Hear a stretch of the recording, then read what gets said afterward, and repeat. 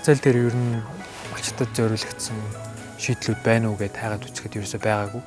Гэтэ надад анзаарсан зүйл нь болохоор манай ах эгч хоёр өөрсдөө цагаарын тийм гадаадын аппликейшн ашиглаадсан. Малчтад зориулсан монгол хэл дээр нь одоо тийм аппликейшн байх хэрэгтэй байна гэдгийг юу хож ойлгох.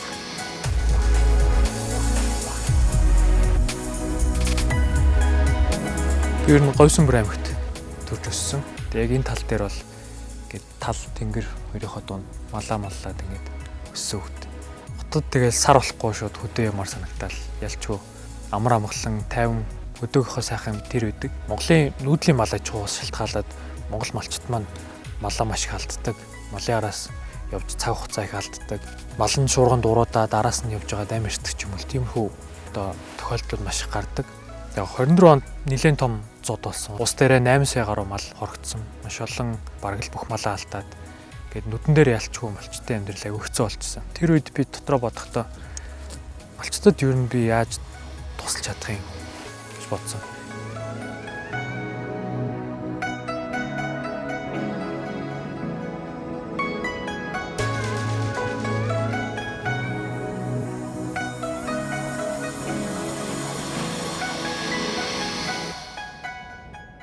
Ер нь ямар ч шийдлийг хийхэд бол асуудал аягуулсан ойлгох хэрэгтэй юм байлээ. Миний хамгийн түрүүнд хийсэн зүйл нь ах эгчтэйгээ очиж уулзсан. Малчин ах эгчтэй очиод өдөр тутамд таны одоо амьдралд хамгийн хэцүү байдаг зүйл юу вэ?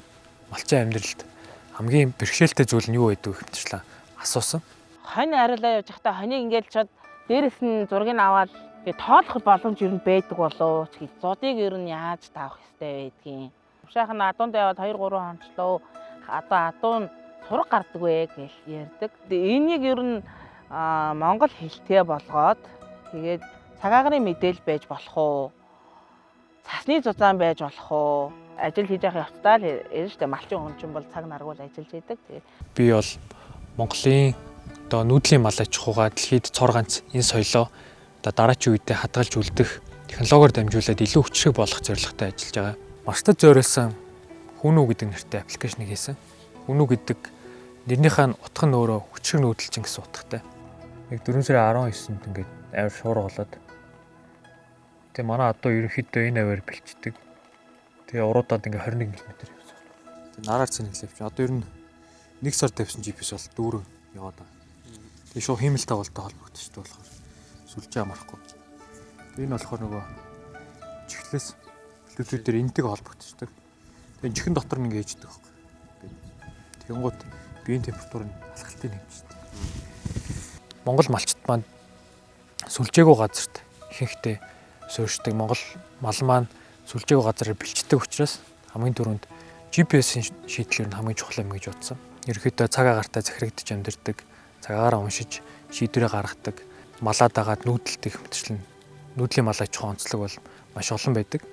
Одоо нүүхийн тулд бид нар заавал хүнээс дам сураг сонсоод нүүдэг байсан бол энэ апыг харж байгаа. Тэнд ер нь үүлний масны их юм байна. Чигийн цасны зузаан тийм нэлээд байгаа юм байна. Энд бол хэд хоногийн дараа очиход нэг ногоо ургах боломжтой. Бид нар малаа ногоолуулчих юм байна гэдэг юм уу те. Тиймэрхүү мэдээллийг авахд илүү төхөмтэй болсон. Илүү төхөмтэйгээр барах уу маш сайн ашиглаж чадах юм бол бидний амьдралыг хөнгөвчлөх боломжтой гэж харж байгаа.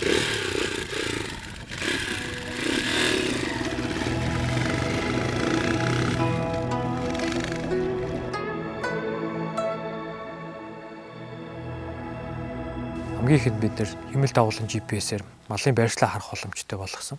Одоо багийн болон сумын түвшинд одоо цаг агарын мэдээлэл арах, эрсдлээс өөрсдөө хамгаалах боломжтой тийм аппликейшнийг хийсэн байна. Одоо жишээ нь би энд шувууны үүргээд газар тэмдэглэлээ. Шувууны үүрээс 3 км одоо зүүн хойд зүгт 3 км-т байна гэд бичгэн байдлаар мессежээр өчтдөг гэсэн. Тэгэхээр заавал интернет бас шаардахгүй гэсэн.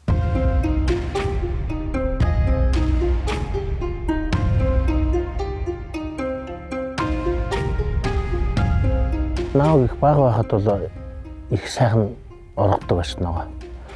За би нэг тод сантын бага байхад одоо 89 оны 100 юм уу та. Энэгээр их тарга их байдаг байлаа. Тэгэхээр хүүхдүүд чинь нөгөө өрх тавихгүй явхад л одоо тарханы жим гэж ярьдаг да. Тэр юусаа харагдахгүй.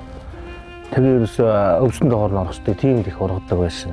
сайхан хор бороо тэгш нарны тагшицүүд уурга гадаа тавиад оноход уурга маргааш нь олдохгүй тийм л сайхан ургадаг байсан. Ер нь 2000-од оноос хойш л одоо ургамалногоо урах цагтаа урахаа байсан. Бороо хурна яг орох цагтаа орохгүй. Тэгээ нурмлын төрөл зүүрч их багассан. Одоо зүс бороо гэж ядtiin да. Зүс бороо бол одоогоор орохоо байжээ. 2-3 нь үргэлжлэн сайхан зүс бороо ороход. Энд мод тарьснаас хойш мод ингээд сайхан ургаад их тарьснаас хойш нь хур бороо гэж юм яг энд их орддог болсон гэж би ажигладаг.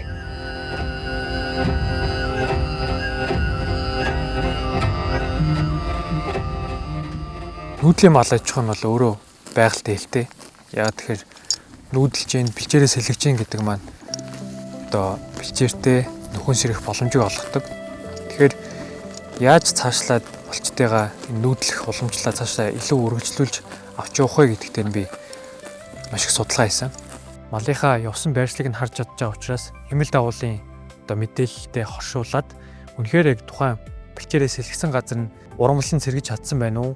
Өрсөн сэргэж чадсан байна уу гэдгийг батлаад одоо малын гарал үүслийн тодорхойлоод одоо байгальд үзүүлж байгаа нөлөөллийг ингээд технологиор баталж байгаа гэсэн.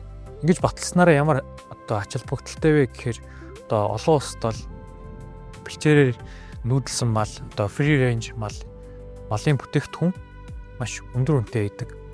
Тэгэхээр энийг маш том боломж гэж харж байгаа. Ерөө малчт маань технологиг сайн ашиглаж чадах юм бол зарж байгаа бүтээгдэхүүнүүд нь малаас гарч байгаа ашиг шим нь илүү тэр чинээгээр илүү байна гэж бодож байгаа. Одоо нэг жишээ хэлэх юм бол одоо Монгол малчт маань дэлхийн нийт ноолуурын нийлүүлэлтийн 50% дангаараа хангадаг. Малчт маань одоо гарал үүслээ тодорхойлоод яг нүүдлийн мал аж ахуйгаас гарсан одоо ноолуурын бүтээгдэхүүн шүү гэдгийг нь батлах юм бол тэр нь илүү үнд хүрэхээр боломжтой байгаа.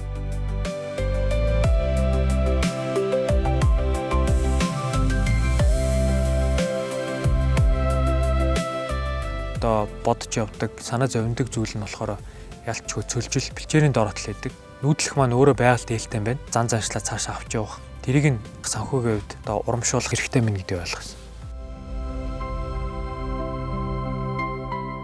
Бусад ингээ Монгол залуу хүмүүстэй хэлэхэд бид нэр нүүдлийн мал аж ахуй тэр дундаа Монгол одоо байгаль орчноо илүү хамгаалах чиглэл рүү илүү ажилласаа гэж хүсдэг. Тэрэн дээр илүү их инновац гаргаасаа, шин санаа сэтлүүдийг гаргаад өөрсдөө тэрийг авч яваад одоо илүү хүний амьдралд хүрэх байгалаа хамгаалах тийм шийдлүүдийг гаргаж ирээсэй гэж хүсдэг.